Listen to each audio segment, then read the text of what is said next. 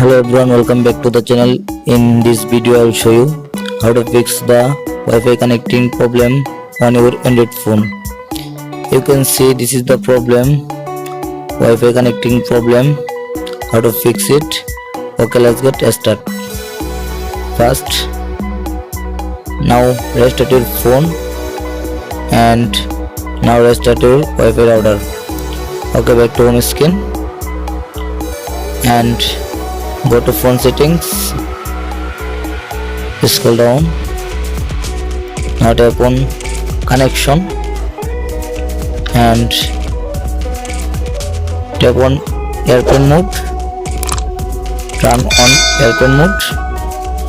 Now waiting at 30 seconds. Okay, now turn off airplane mode. Now tap on Wi-Fi and turn on Wi-Fi and see. Now tap on Wi-Fi and Wi-Fi connected. I hope your problem has been solved successful. Please subscribe and like, comment, share now.